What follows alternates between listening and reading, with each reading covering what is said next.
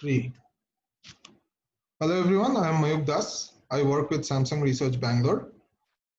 Today I'm here to talk about our work on human-guided relational deep learning. This is a joint work in collaboration with my colleagues at Starling Lab UT Dallas and also my PhD advisor, Professor Natarajan. So to motivate the problem setting that we are talking about, I would like to use an example that is close to my heart. A few years ago, I lost my father to something called a carcinoid neuroendocrine tumor, which had metastasized around his liver. From that time onwards, I have been reading a lot about these things, and I'm in the habit of exploring more and more things about this. So along those lines, imagine that we are trying to build a classifier that will take a PubMed article or a PubMed abstract and classify it as a metastasized versus non-metastasized neuroendocrine tumor, as in like if the article talks about metastasized or non-metastasized, or it is about neither of them, it is about something else. So I've presented this example picture which shows an article. It's actually about the third category, right? Neither.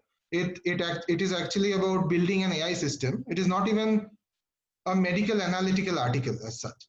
It is an AI. It is about building an AI system that looks at images of neuroendocrine neoplasms and finds out which regions are tumorous, which regions are not non-tumorous, and it uses transfer learning, right? So from the text that is in the abstract, it is quite difficult to understand that it is actually of the third category. And even though there are terms like transfer learning and some machine learning terms in the here and there in the abstract and the title.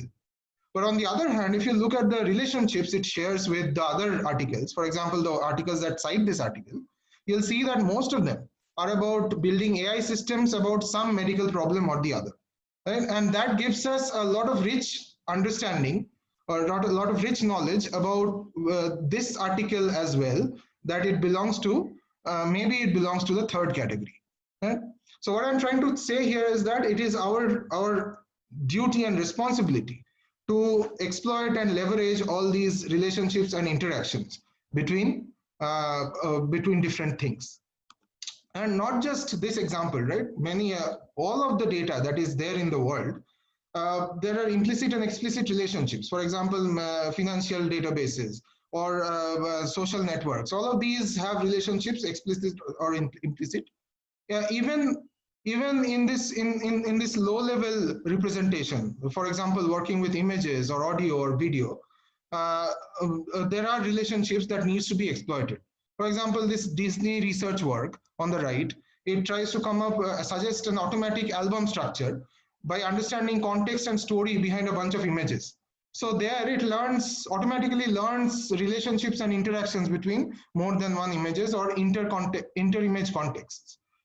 So so on one hand, there are relationships and structure and interactions that are always there and we should exploit.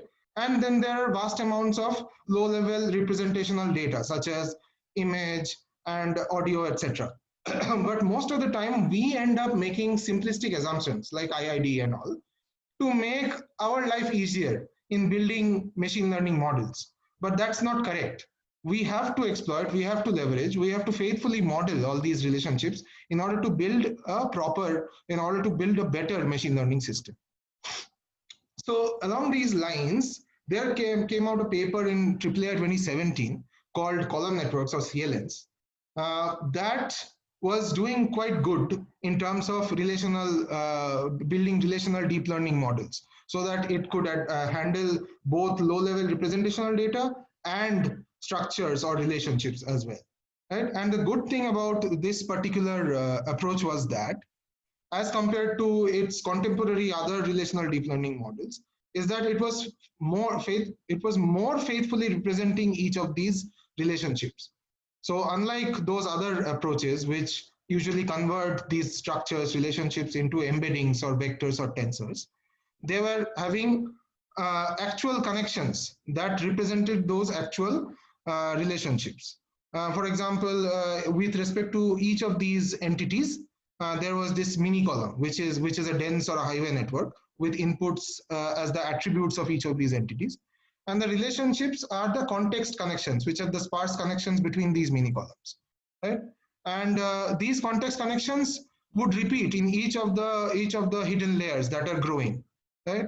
And so it can model long range dependencies and many complex relationships as well. So that was the good thing about this particular approach. But even that even that is not sufficient for handling some of the challenges that still remains. For example, systematic noise, that is the focus of this paper here, is that a systematic noise is noise that exists in data because of the way the data has been generated or the data has come into being. For example, sparsity. If most of the relationships of, if most of the entities are not observed itself, then the data becomes biased, right?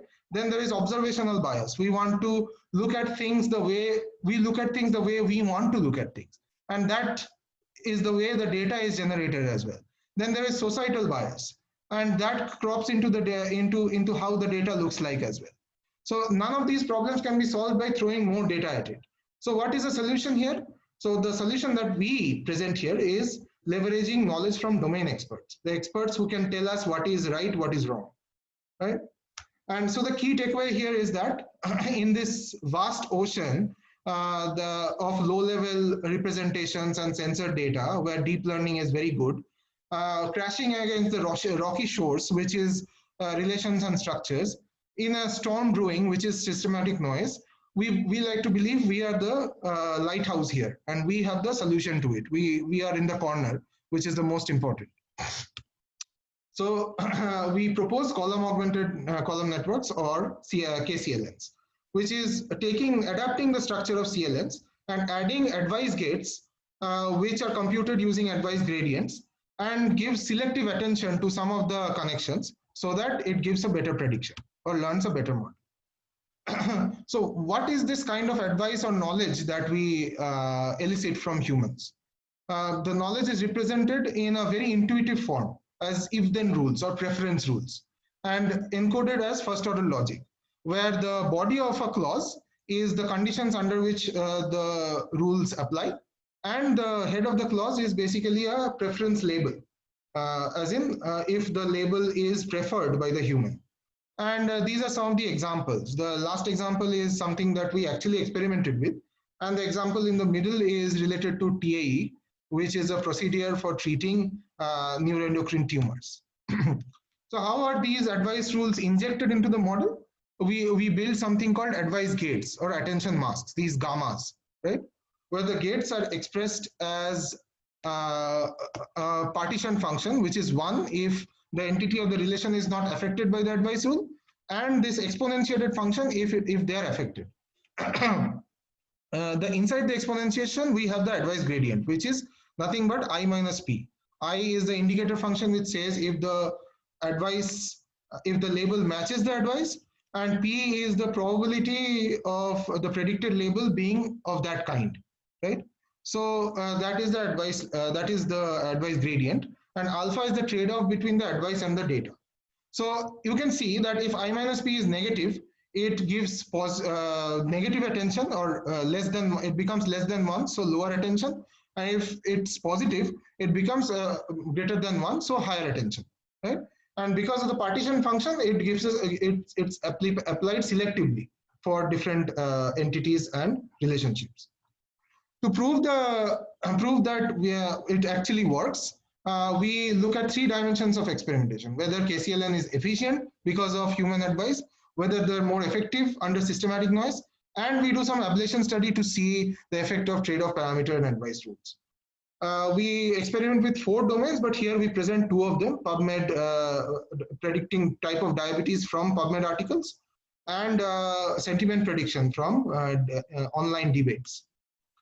So the results you see here, the top one are the efficiency results, where you see they converge faster.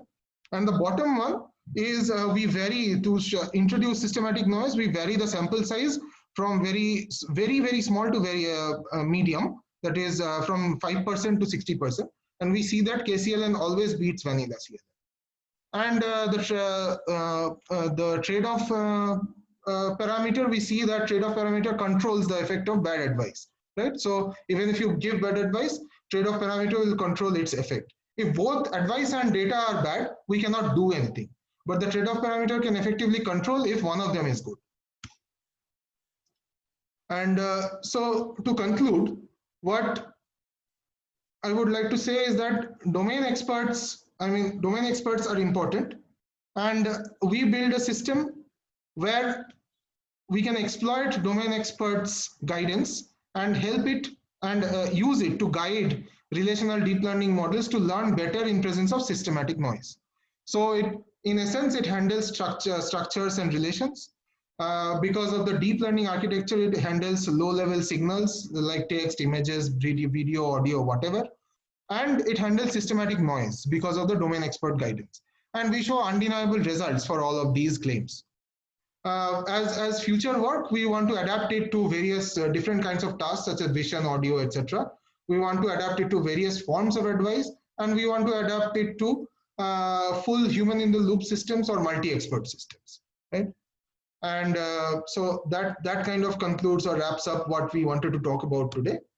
Thank you so much. Please visit our websites to learn more about some of the work that we have done, and I'm open to questions. Thank you.